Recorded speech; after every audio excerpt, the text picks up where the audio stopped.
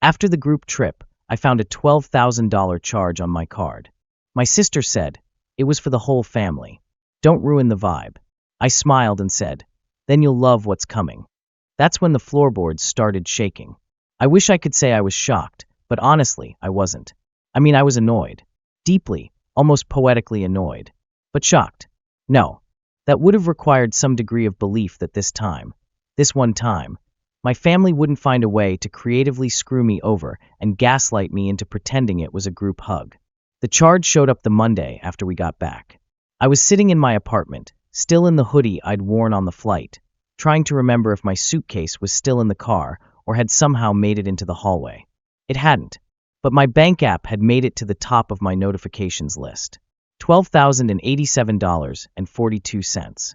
From a group charge, on a shared card I had very stupidly offered to put down for the Airbnb.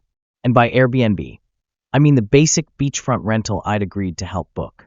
Not, as it turns out, the luxury villa Tessa accidentally upgraded us to the day before the trip, along with a private chef, couples massages, for her and Mark I assume, and a 45-minute boat cruise, because the timing was perfect. I blinked at the number a full 5 times before refreshing the page, just in case my banking app had decided to experiment with psychological warfare. It had not. The money was gone.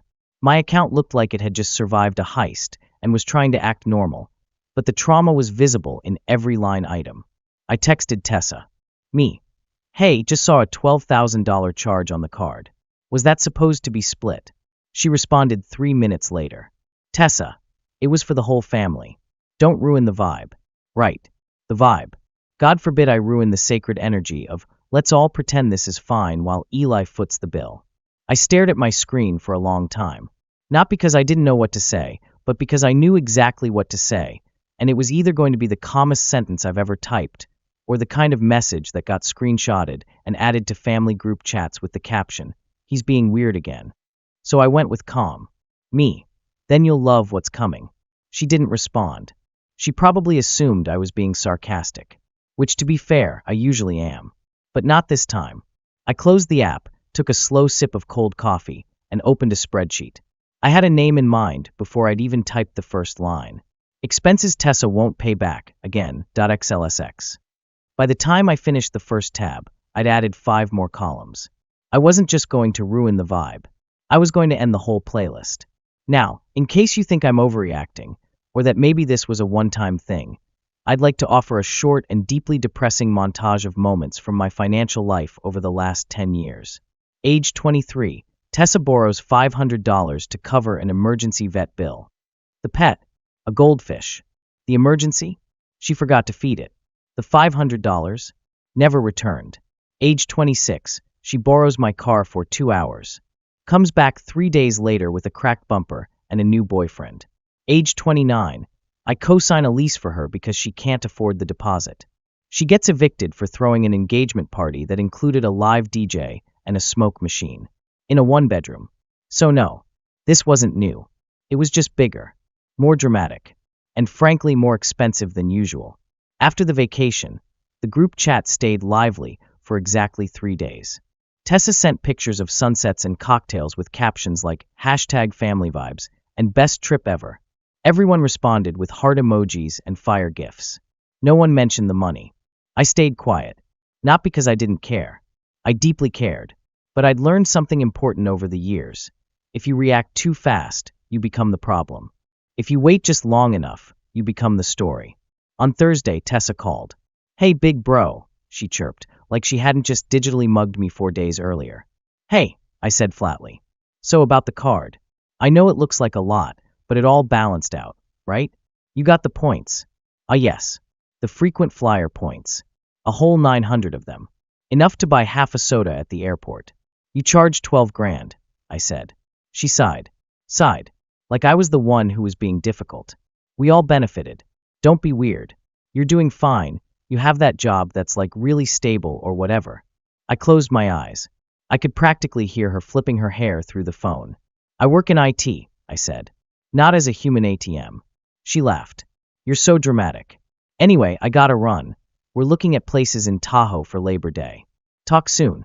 She hung up before I could answer. I stared at my wall for a solid 10 minutes after that call, listening to the faint buzz of my fridge and wondering if it would be cheaper to just let it devour me than deal with another family trip. Then I opened a folder on my desktop called Receipts. I hadn't looked at it in a while, but it was there. Years of emails, Venmo screenshots, canceled checks. I wasn't saving them to be petty. I was saving them because I knew, deep down, this day would come. I had every bill I ever covered. Every time someone said, "Can you spot me just for now?" and then vanished like a magician with my money. That night, I Googled lawyers who specialized in small claims and fraud. And by Friday, I had a meeting booked with someone named Mr. Halpern, who sounded exactly like the type of man who wouldn't flinch if someone called him a buzzkill at brunch. Saturday afternoon, I drove to my parents' house for what was now being called a casual family get-together. Translation: Tessa had something to announce and needed a warm, captive audience. I parked down the street, took a deep breath, and pulled the folder out of my bag. Inside was a copy of every receipt, every charge, and a note from Mr. Halpern, who, to my delight, had agreed to stop by personally. I knocked once, and Tessa opened the door wearing a flowy white dress and the expression of someone who'd just been told she was the moment. "Eli," she squealed, hugging me like I hadn't been silently plotting legal action for a week. "Come in, we're just getting started." She led me into the living room, where Mark was holding a tray of mimosas like a man who still thought this was going to end well for him. I smiled politely, dropped my bag by the coat rack, and sat down on the edge of the couch. Tessa raised her glass. "So happy we're all here. Seriously, this is what family's all about." I nodded once. "Then you'll love what's coming." And that's when the floorboards started shaking. The floorboards had started shaking. Not from some ghostly force or explosive karmic justice, unfortunately. Just someone heavy, walking up the steps. Slow, deliberate footsteps that made the whole house vibrate like it knew something was about to go very, very wrong. Tessa didn't seem to notice. She was too busy raising her glass and soaking in the moment like she'd just been crowned queen of Sunday brunch. I turned my head slightly toward the door and waited. That's all I had to do. Just wait. But we're not there yet. Let's rewind for a second. Because the thing about people like Tessa is, they don't become monsters overnight. It's a long game. A slow, exhausting erosion of boundaries wrapped in charm and just enough, but we're family guilt to keep you from blowing everything up too soon. You know those strong older sibling memes? The ones where someone is photoshopped holding the world together while everyone else sleeps peacefully? That was me. Except no one made a meme. I just quietly paid bills I didn't owe and smiled through gritted teeth while everyone else forgot their wallets for the 5th meal in a row. It started small. When I was 19, Tessa asked me to buy her concert tickets because she couldn't figure out the checkout page and promised she'd Venmo me immediately. She never did. But she did post a photo with the caption, "Front row." Manifested this. By 21, she had convinced our parents that her spring break trip to Cancun was an educational cultural experience. Somehow, I was the one who loaned her the spending money, because you've got that job now, right? That job. I was working at a phone store and eating instant ramen 5 nights a week. And every year, it escalated. By 25, she'd asked me to co-sign her car loan. When I hesitated, Mom pulled me aside and said, "She's your sister, Eli. Families help each other." Which in our family really meant, you help, she spends. Tessa didn't thank me. She took a selfie with the keys, tagged it #selfmade, and left me on read. You might be wondering, where were the parents in all of this? Let me paint a quick picture. My dad is the human equivalent of background noise. He spends most of his days scrolling through sports forums and emerging only to say things like "don't start drama," or "this again." My mom, on the other hand, is a master of the guilt smile. You know the one. It says, "I'm not mad, just disappointed, but also, I expect you to pay for this." She doesn't yell. She just sighs a lot. Sighs, and then says things like, "Tessa has a lot on her plate right now. You don't understand what it's like to be the youngest. You're doing well. Why can't you just be generous?" What they meant was, you're responsible. Therefore, you owe us everything. So, when the group trip came up, I already knew how it would go. Tessa messaged me 2 months before. "Tessa, family trip idea. Airbnb by the coast, everyone splits it. You in?" What I should have said, "Only if we all prepay and sign a blood oath." What I actually said, "Sure." Because I'm a coward. Or was. I assumed splitting meant what normal people mean: divide costs evenly and pay before the trip. But Tessa had a different vision. Turns out, she upgraded the Airbnb without telling anyone. Booked a chef, booked a private cruise, added extras that made no sense for a family trip, like monogrammed robes and a personal beach mixologist. I still don't know what that means. And she put it all on my card, because I was already on the booking. And when I found out, it was for the whole family. Don't ruin the vibe. Of course. Back in the present, I was still sitting on that couch, trying not to choke on the scent of overpriced candle wax and Tessa's delusion. The footsteps were louder now. Mark looked toward the door, frowning slightly. He didn't know what was happening, but he could smell a shift in the air. I could tell. That was fine. I wasn't in a rush. I pulled the folder from my bag and held it in my lap. Thick stack of papers, neatly tabbed. Receipts, screenshots, a notarized letter from Mr. Halpern, and a breakdown of every expense tied to my card since 2017. I had charts. Tessa was still talking. She'd moved on to a story about how someone literally begged her to become an influencer. I mean, it's exhausting being this magnetic, she said, flipping her hair like she was being filmed. Mark chuckled and offered me a mimosa. I declined. I'd need my brain fully online for what was coming. That's when Mom shuffled in from the kitchen, holding a plate of avocado toast like it was a peace offering. "You're quiet, sweetheart," she said gently. "Everything okay?" I looked at her. Really looked. There was no awareness. No recognition that anything had gone wrong. No apology. "No, I heard about the charge, let's talk." Just vibes and brunch and silence. "I'm fine," I said. "Just waiting." "For what?" she asked. I didn't get to answer, because the door creaked open, and someone stepped inside. He was tall, mid-60s, gray hair, neatly dressed, a black leather satchel over one shoulder. Tessa blinked. Hi, can we help you?" He adjusted his glasses. Calm. Professional. The kind of calm that means he doesn't need to raise his voice to destroy you. "I'm looking for Tessa Morgan," he said. She smiled automatically. "That's me." He opened his satchel, pulled out a single envelope, and handed it to her. "You've been served," he said. The room froze. Like someone had just yanked the battery out of the Bluetooth speaker mid-song. Tessa didn't move. Mark leaned forward, confused. Mom stood in the doorway, toast still in hand. Dad, from the hallway, muttered, "What's all this?" I stood up slowly and straightened my jacket. No yelling. No drama. Just facts. But this wasn't the end. Not even close. Because what Tessa hadn't realized yet, what no one had realized, was that the envelope in her hand, that was just the beginning. For someone who never stopped talking, it was impressive how silent Tessa got. She stared at the envelope like it might bite her. Her fingers didn't move. Her face didn't change. It was the quietest I'd ever seen her, like the part of her brain that usually generated spin, deflection, and hashtags had just short-circuited. Mark leaned toward her and whispered something, but she didn't respond. He reached for the envelope like he might open it himself. She jerked it away. "Good." Mr. Halpern, ever the professional, gave a polite nod and turned to me. "If you need anything else, you have my number." "I do," I said. "Thank you." He left the same way he came in, calm, unbothered, as if he had 6 more brunches to ruin before lunch. The silence that followed was awkward, to put it lightly. Like someone had hit pause on a sitcom at exactly the wrong moment. Except no one was laughing. Just Tessa, frozen with a legal envelope in her hands, and the rest of the family looking like they'd walked into the middle of a play with no script. "What is this?" Mom asked finally, her voice low but sharp. Tessa didn't answer. Mark turned to me. "What the hell, man?" I tilted my head. "Are you confused? Or just hoping I am?" Mark blinked.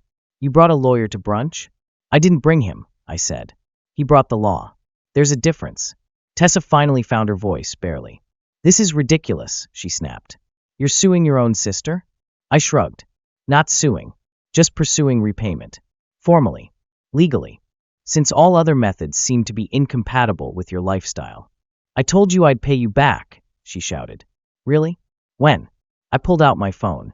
"Because I've got our last 30 messages, and not a single one includes an apology, a payment, or even a Venmo request. Unless I missed the part where 'don't ruin the vibe' counts as financial restitution." Dad spoke up from behind his newspaper like he'd just remembered he had a son. "Eli, come on. This is family."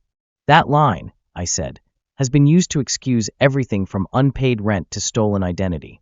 So unless you're planning to say something original, maybe just sit this one out. His mouth opened, then closed. Back to the sports section. Mom stepped forward, placing her hands on the table like a disappointed guidance counselor. You could have talked to us first. I did, I said. For years. I meant recently. You mean after the $12,000 unauthorized charge? I said. Or after the 5 years of being treated like an unlimited debit card with a Wi-Fi connection? Her lips pressed together. No comeback. Just that tight, polite fury she wore whenever the truth made her look bad. I can't believe this, Tessa muttered. This is actually happening. You know what's wild? I said. Neither can I. She looked up. Her eyes were glossy now, not from sadness, but from the shock of someone not backing down. You're blowing this way out of proportion. No, I said, sliding the second copy of the spreadsheet across the table. I'm finally giving this the proportion it deserves. She didn't touch it. Mark did. He flipped through the pages slowly. Each one labeled, dated, color-coded. Dinner charges. Rental cars. Deposits. The Airbnb. Every dollar linked back to a date, a message, a screenshot. This is detailed, he said quietly. I work in IT, I said. If I can recover files from a corrupted drive, I can certainly track down a missing 12 grand. I didn't know it would be that much, Tessa muttered. Then maybe don't put the entire resort economy of Santa Barbara on someone else's card. Mark put the spreadsheet down and cleared his throat. Okay, look, maybe we went overboard. I said. He paused. Fine, he said. Tessa went overboard. But can't we settle this quietly? Like outside of court? I nodded slowly. Sure. Pay me back in full. Plus legal fees. Plus interest. He blinked. Are you serious? As a heart attack. Come on. That's not reasonable. I stood up. Neither was putting a $2,000 spa day on my credit card because you wanted matching robes for a sunset photo. Tessa made a sound, half gasp, half rage burst. This is humiliating, she hissed. Correct, I said. That's what happens when you make someone the villain in private, and they decide to play the hero in public. You've always hated me, she said suddenly. That's what this is really about. I laughed. I couldn't help it. No, Tessa. I've always pitied you. There's a difference. She stood up too, fists clenched. You think you're better than me? No, I said. I think I'm done letting you convince me I'm worse. And with that, I turned to go. Eli, Mom called out. Please don't do this. I looked back. I already did. The door clicked shut behind me, and for the first time in years, I didn't feel guilty. Not the polite kind of guilt that hangs in your throat after every family gathering. Not the quiet ache in your chest when someone says, "You've always been the strong one." Not the half-whispered, "Can you help just this once?" that turns into a routine. No guilt, just air. I walked to my car in silence, ignoring the buzzing in my pocket, texts no doubt. Apologies shaped like accusations. Confused anger. Maybe even a voice message or two that started soft and ended with, "I can't believe you'd do this to us." I didn't check. Instead, I drove. No destination in mind. Just movement. Just distance. My phone buzzed again and again, but I let it. I let the sound blend into the background like it had all my life. Eventually, I pulled over at a small park. Empty. Quiet. I sat under a tree and just existed. Breathe in. Breathe out. Somewhere, Tessa was probably pacing and yelling. Mark was Googling legal terms. My parents were pretending they hadn't seen this coming, even though they absolutely had. And me? I was calm. But I wasn't done. Not yet. 3 weeks. That's how long it took before the silence started to shift into noise. At first, there was nothing. Just the expected fallout. Blocked numbers. Frozen smiles in group chats. Family group texts quietly dying. No one said my name, but you could feel it hanging there, like a coffee stain no one wanted to scrub. Then the damage control began. Tessa sent a clarification email to the family, claiming the whole thing had been a miscommunication. She said I'd offered to pay and then changed my mind, and that I'd blown things out of proportion by bringing in a lawyer. She didn't mention the $12,000 charge, or the years of unacknowledged support. Just the narrative she could twist into a victim role. Classic Tessa. Mark tried a different route.